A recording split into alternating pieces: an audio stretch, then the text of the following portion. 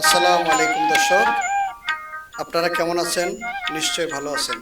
আজকে আপনাদেরকে উপহার দেব শান্তিরহাট বুসপুর বাজার এবং শান্তিরহাট থেকে রত্নপুর জামে মসজিদ পর্যন্ত এই সম্পূর্ণ ভিডিওটা। আশা করি ধৈর্য সহকারে দেখবেন। এখানে আমার অনেক স্মৃতি জড়িয়ে আছে। সেদিন ঘুরতে গিয়েছিলাম, তাই একটা ভিডিও নিলাম। ধন্যবাদ সবাইকে। ছবিতে ভিডিওর মধ্যে যাকে দেখতে পাচ্ছেন সে শান্তিরহাট বাজারের লন্ডি ব্যবসায়ী বিকাশ মহাজন। আমরা তার দোকানের সামনে থেকে ভিডিওটা শুরু করেছি। এই যে এখন যেটা দেখতে পাচ্ছেন সেটা হচ্ছে শান্তিরহাট বাজারের উত্তর পাশ থেকে আমরা দক্ষিণ পাশ পর্যন্ত সম্পূর্ণ দৃশ্যটা আপনাদেরকে দেখানোর চেষ্টা করব। আমরা এখন এই শান্তিরহাট বাজার থেকে উত্তর পাশ থেকে দক্ষিণ দিকে রওনা করেছি। এখানে অগণিত দোকানপাট রয়েছে, ব্যবসা প্রতিষ্ঠান রয়েছে এবং একটা জামে মসজিদ রয়েছে দৃষ্টিনন্দন। বাজারের দক্ষিণ পাশে অপেক্ষাকৃত গ্রামের বাজার হিসেবে একটু বিল্ডিং কম, কিন্তু বাণিজ্যিক স্থাপনার অভাব নেই। দু একটা বহুতল ভবনও এখানে গড়ে উঠেছে।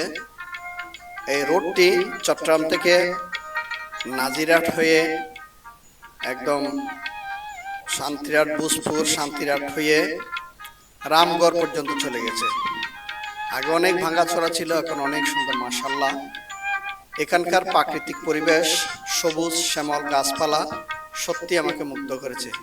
এই যে ব্রিজটা দেখা যাচ্ছে, ব্রিজটা অনেক পুরাতন ছিল, ভাঙা ছিল, মেরামত করা হয়েছে। খালগুলো খুব সুন্দরভাবে খনন করা হয়েছে। আমরা এখন ব্রিজের গোড়া থেকে দক্ষিণ পাশের একদম উত্তর পাশের বাজার পর্যন্ত আসবো। এখানে ছোটখাটো অনেক বাণিজ্যিক স্থাপনা রয়েছে দেখার মতো।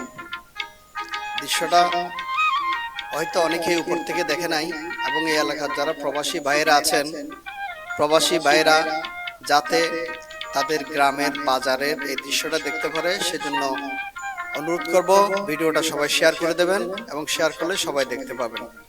এবং আপনাদের কেমন লেগেছে অবশ্যই কমেন্টের মধ্যে জানাবেন। আরও যদি কোনো নতুন ভিডিও দেখতে চান আমাকে কমেন্টে জানালে আমি চেষ্টা করব আপনাদের সেই সুন্দর প্লেসগুলো, সুন্দর স্থানগুলো আমার ব্লগের মাধ্যমে আপনাদের কাছে তুলে ধরার জন্য। এখানে বাম পাশে একটা স্কুল ছিল, স্কুলটা ভাঙা হয়েছে, এখন নতুন করে আবার শুরু করতেছে, নির্মাণাধীন রয়েছে বর্তমানে।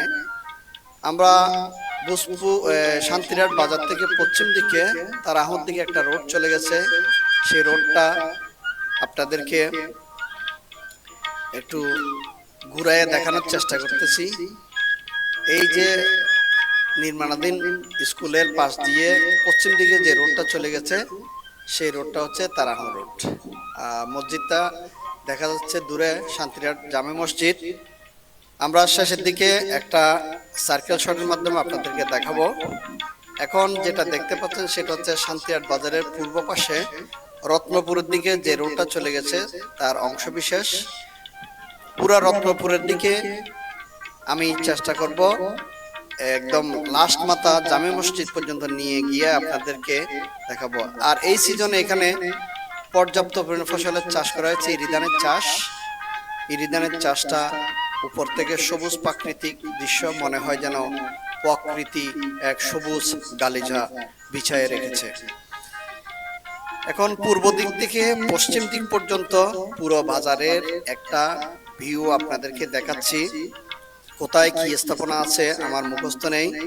এখানকার যারা অধিবাসী রয়েছেন, যারা বন্ধু বান্ধব রয়েছেন, আশা করি জানাবেন আপনাদের কেমন লেগেছে এবং কোন জায়গায় কোন স্থাপনাটা রয়েছে।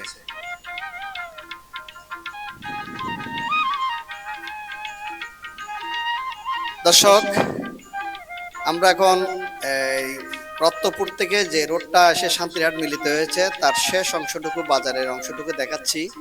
এই সেই রোড যেটা শান্তিরহাট বাজারে এসে মিলিত হয়েছে।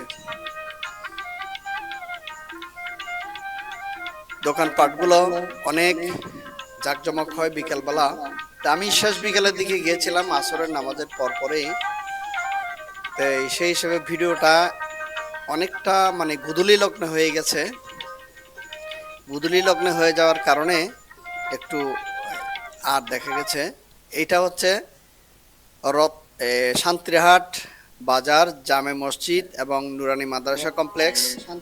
মসজিদটা আমার খুবই ভালো লেগেছে, এই জন্য আপনাদেরকে পুরা মসজিদটা একটা সার্কেল শটের মাধ্যমে দেখানোর জন্য আপনারা দেখেন, আশা করি ভালো লাগবে।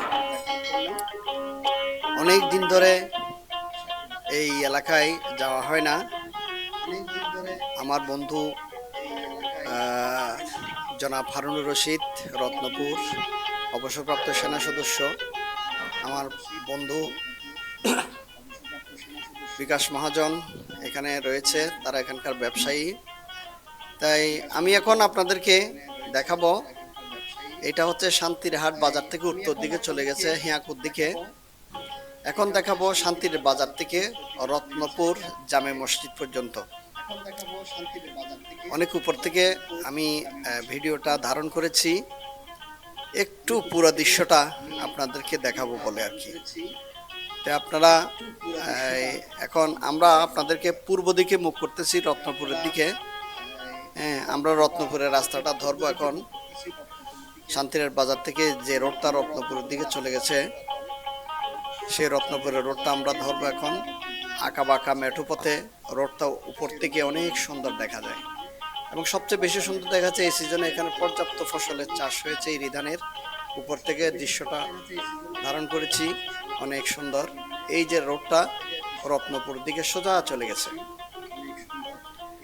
এখানে একটা মসজিদ রয়েছে, একটা পাড়া রয়েছে। এই পাড়াটা ক্রস করার পরে ছোটখাটো অনেকগুলো গ্রামীণ ঘরবাড়ি রয়েছে। এই রোড ধরে আমরা চলে যাচ্ছি রত্নপুরের দিকে। আপনারা দেখতে থাকেন, ডান পাশে একটা পুকুর রয়েছে, গ্রামীণ পুকুর, অনেক দৃষ্টিনন্দন, সবুজ শ্যামল গাছপালা দ্বারা আবৃত। আমরা দেখতে দেখতে রত্নপুরের মাঝামাঝি চলে এসেছি। এই কয়েকটা বাড়ি পার হলে রত্নপুর গ্রাম, এখান থেকে মূলত রত্নপুর গ্রাম শুরু, আমি যদি ভুল না বলি। এই এখন উত্তর দিকে আমরা মুখ করেছি, প্রায় মসজিদের কাছাকাছি চলে এসেছি।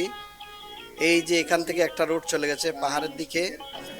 এইখানে যে বাড়িটা দেখা যাচ্ছে, এটা অবসরপ্রাপ্ত সেনা সদস্য জনাব হারুনুর রশিদ সাহেবের।